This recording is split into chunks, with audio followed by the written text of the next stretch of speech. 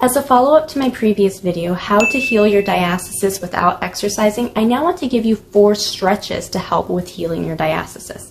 Everyone wants an amazing midsection, one that is slim and trim. It's something that we daydream about, or perhaps we reminisce about something that we had in the past. But it seems the older we get and probably the more children that we have, a slim, trim, small waistline seems more like a fantasy. If you want amazing abs, it helps to understand what the core purpose of your abs is. And yes, that pun was absolutely intended. I wasn't planning that. Now we can know what the purpose of the abdominal muscles is, how they're supposed to move, simply by looking at the striations of a muscle, or the muscle fibers. Now striations can be horizontal, as in the case with your middle trapezius fibers. They can also be vertical, as in the case with your rectus femoris, so they can run up and down. They can also be oblique. They can run at an angle, like with our internal and external obliques. Ironically enough, those muscles even received part of their name from the direction that their muscle fibers run. So when we look at the way that the striations or the muscle fibers are running in your abdominal muscles, we know that the purpose of your abdominal muscles is to flex, bend, it's to twist, and it's to stabilize your spine.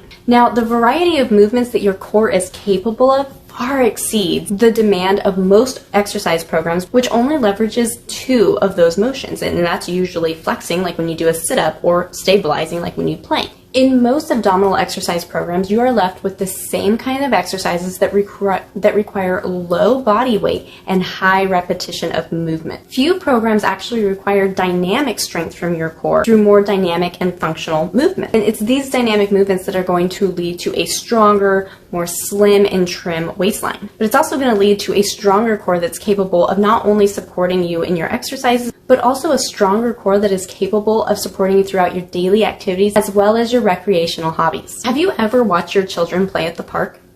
Seriously, in the most non-creepy way, I love watching children play on the play structures at the park. I'm so fascinated with the perfect form that they have as they squat, or as they hang, or as they swing and climb. They move so effortlessly and so gracefully as they swing from one monkey bar to the other, or as they haul the weight of their lower body up to whatever it is that they're hanging on. Our children are just playing around, having fun, but don't be fooled. All of the dynamic movements they're doing is no child's play. All of those movements originate from their core. And guess what? You and I used to move like that, but what happened?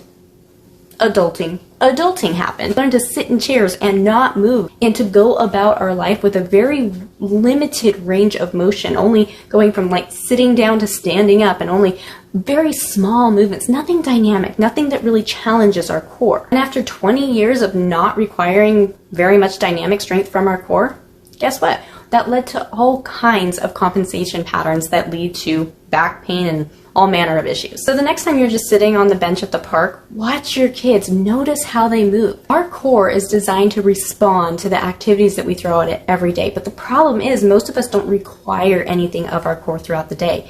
We outsource our movement and the function of our core to objects, from lying down to sitting in chairs to leaning up against walls to slouching as you walk. All of these things neurologically turn off our abdominal muscles, and we require either objects or other structures in our body, such as our bones or our tendons and our ligaments, to support us, instead of actually requiring and recruiting our muscles to support us as they're supposed to. So in order to help you resolve any diastasis or core weakness that you may be struggling with, we're actually going to take a step back. We're not going to focus on big dynamic movements yet. Instead, we're going to focus on functional stretches. In my video, How to Heal Your Diastasis Without Exercising, I spent some time explaining the effects that our ribcage has on our abdominal muscles. Now, diastasis is the unnatural separation of the left and right halves of your rectus abdominis caused by damage to your linea alba, which is the connective tissue that holds the 2 halves of your six-pack muscle together.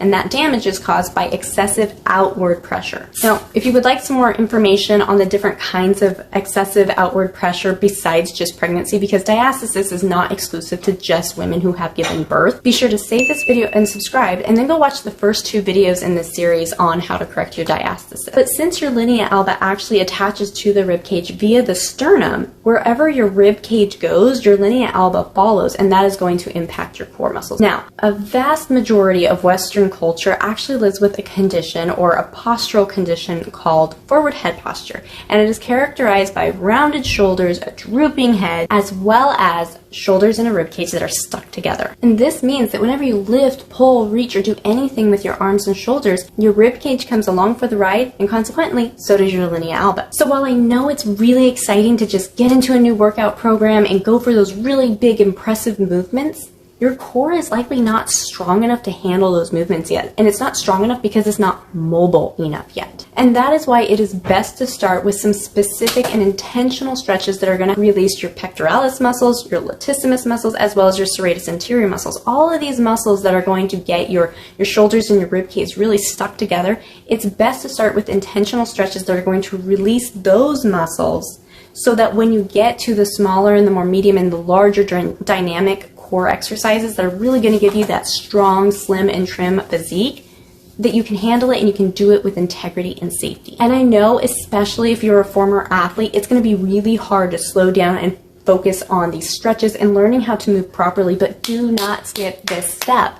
Especially athletes, you likely were not taught proper movement patterns that serve a functional lifestyle. Slowing down and taking a modified approach to fitness is not a place of weakness. It is a strong option to begin where you're at and progress honestly and with integrity. Starting from a place of integrity and alignment will actually allow you to progress through your fitness journey with fewer risks for injury. And that's because you're going to be able to better achieve proper muscular engagement as well as proper range of motion, which will actually increase your strength potential. Now, as I mentioned earlier, it is likely that your shoulders and your ribcage are stuck together. So when you lie down on the floor to do some of these exercises, it is likely that your ribcage will actually want to flare out and come away from the floor. So when you lay down, just be sure to take note of what your ribcage is doing. Is it down where it should be, or do you notice that your back is kind of arching up and your ribs are flaring out? If you find this to be the case where your ribcage is actually flaring out, you should perform these stretches with your upper body bolstered, and you can do that by rolling up a towel or blanket or by placing some pillows just under your upper back at your shoulder blades. This will mimic the neutral standing stance that we learned in our last video. So the first stretch that we're going to learn is floor angel. Start in that bolstered position and extend both your arms to the side of your body, shoulder height, and with the palms of your hands and the eyes of your elbow facing upward while keeping a soft bend in your elbows. Begin to slowly move your arms upward over your head, only going as far as you can without thrusting your ribs. Once you've gone as high as you can, return your arms back down to your side. Repeat the stretch about 10 times. Your goal with this stretch is not so much how high you can reach up your arm, but rather it's how much range of motion you can restore without thrusting your ribs. The second stretch that we're going to learn is the windmill stretch. Begin lying flat on your back and then bring your right knee up toward your chest. Next, roll your entire body over to your left. Send your right arm up toward the ceiling. Slowly begin to move your arm up towards your head as though your arm were a hand on the face of a clock. The palm of your hand and the eye of your elbow facing the ceiling. After you have reached as far up as you can go without thrusting your ribs, start to move your arm down towards your hips. Do this 10 to 15 times, moving slowly, and then repeat on the opposite side. Stretch number 3 is the doorway stretch. Now this may be the most productive stretch when it comes to disassociating your arms and your shoulders from your rib cage. This stretch specifically is also going to help prepare you for further hanging exercises that we'll do later down the road. Now, if you're short like me, you may need to grab a stool to do this. So standing in the middle of your doorway, reach your arms directly above so that you can reach the top of your door frame and drop your ribs. Your ribs are going to want to hike up along with your shoulders, so really work on bringing your ribs down as we learned to do in our last video. Stretch number 4, the dead bug stretch. Now this stretch is going to specifically prepare us for one of our first weighted exercises, which is the lat pullover. Begin by laying on the floor with your upper back bolstered if necessary. Flex your hips and knees so that both your hips and knees are at 90-degree angles. Extend your arms straight up toward the ceiling. You are basically in a quadruped position here, but on your back.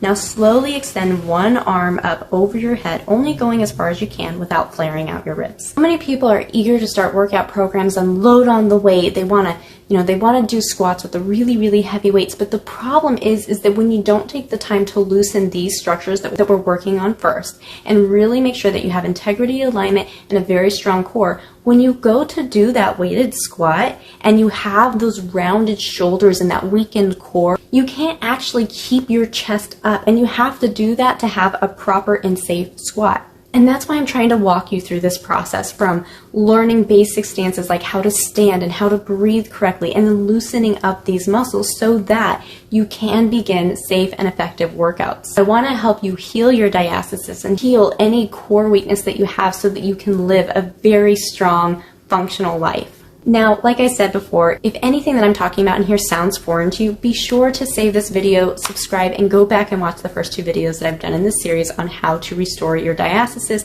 and regain core strength and tone. I'm also going to go ahead and leave a link in the description box below where you can stream my favorite functional exercises right from your home. I've been working out with this company for over 10 years now. I really love all of their programs. Thank you so much for watching this video. If you found value in this video, please be sure to like and leave a comment below, and maybe share it with someone else that you think could really benefit from it. And don't forget to ring the notification bell so that you are notified as soon as I upload my next videos, where I'm going to start walking you through the most effective exercises to heal your diastasis.